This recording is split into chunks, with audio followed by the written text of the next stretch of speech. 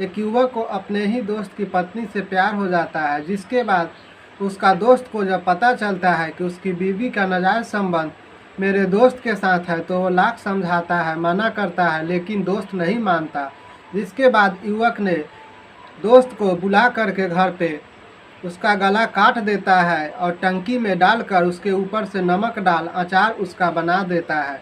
तो नमस्कार, आदाब, सत श्री अकाल। मैं आशुतोष सांडिल, आप देख रहे हैं क्राइम भूमि। दोस्तों, फिर से इस बढ़ती जुर्म की दुनिया में एक नई क्राइम रोमांचक कहानी लेकर आप सबों के बीच हूँ। तो आज की कहानी मुंबई से है, जो कि बेहद ही हैरान करने वाली है, जिसे सुनकर आप चौंक जाएंगे कि भला कोई हत्यारा ऐसा कैसे हत्या को अंजाम दे सकता है। आज की जो यह कहानी है, इस घटना को सुनकर पूरे मुंबई और बिहार के लोग सभी लोग चौंक गए कि भला कोई हत्यारा हत्या का अंजाम ऐसे कैसे दे सकता है।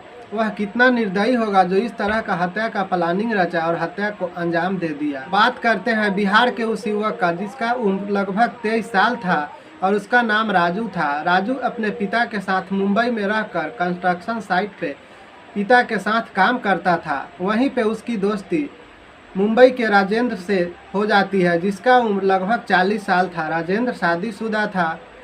राजेंद्र से इतना गहरी दोस्ती हो जाती है राजू को कि राजू राजेंद्र के घर आने जाने लगता है। इसी बीच उसकी निगाह उसकी पत्नी पे जाती है और दोनों में गहरी दोस्ती हो जाती है कि राजेंद्र की पत्नी राजू को इतना चाहने लगती है कि राजू आए दिन राजेंद्र के साथ आने जाने लगता है उसके घर। फिर इन दोनों की दोस्ती प्यार में बदल जाती है और आगे चल के इसका ऐसा अंजाम होता है कि जिसका राजू कभी सोचा नहीं होगा। दरअसल राजू राजेंद्र की गैर मौजूदगी में उसकी पत्नी मीना, जिसकी उम्र लगभग 35 साल थी, उसकी बुलाए जाने पे राजू हमेशा उसके घर आ जाता था और दोनों एक दूसरे से संबंध बनाते थे राजेंद्र की गैर मौजूदगी में, जिसकी भनक राजेंद्र को लग जाती है। राजेंद्र को जब यह भनक लगता है तो राजेंद्र लाख समझाने की कोशिश करता है राजू को और अपने पत्नी को, लेकिन दोनों में से किसी ने मानने के लिए तैयार नहीं था। दोनों एक दूसरे से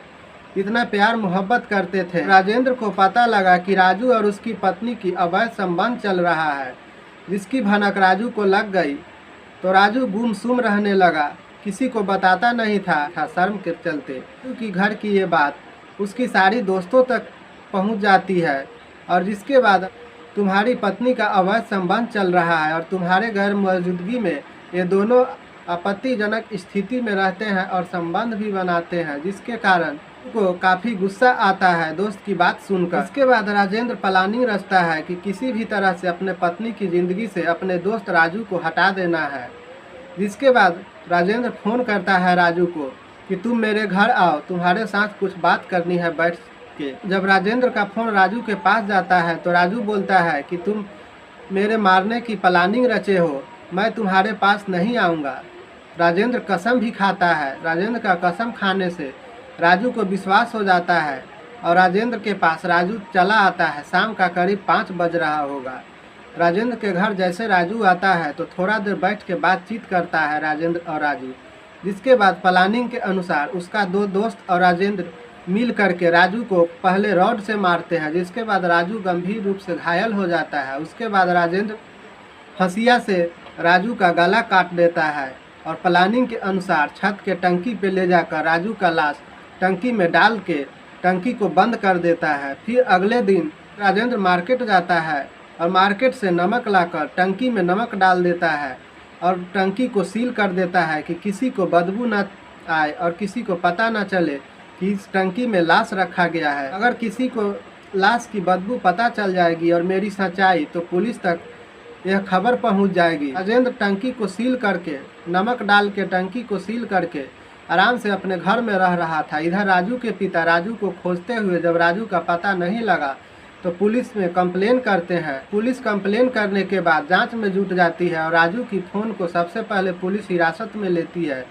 और फ़ोन हिरासत में लेने के बाद जब उसकी कॉल डिटेल खंगाली जाती है तो अंतिम कॉल राजेंद्र के साथ राजू का बातचीत का आता है पुलिस के सामने। जिसके बाद पुलिस राजेंद्र तक पहुंचती है। राजेंद्र को गिरफ्तार करके जब उससे पूछताछ करती है तो राजेंद्र अपना सारा गुनाह कबूल करता है और सारी कहानी पुलिस के सामने बताता है। जिसके बाद यह खबर मीडिया के कुछ न्यूज़ चैनल और पेपर में आता है, जिसके बाद पूरे बिहार और मुंबई में हड़कंप मच जाता है। बाकी इस कहानी पे आपकी क्या राय है, कमेंट बॉक्स में ज़रूर बताइएगा।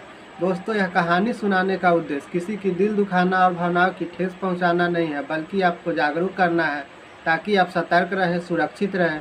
मिलते हैं फिर इसी तरह की नई क्राइम रोमांचक कहानी लेकर नए वीडियो में। तब तक के लिए रखिए आप अपना ख्याल। जय हिंद, जय भारत, शुभ रात्रि।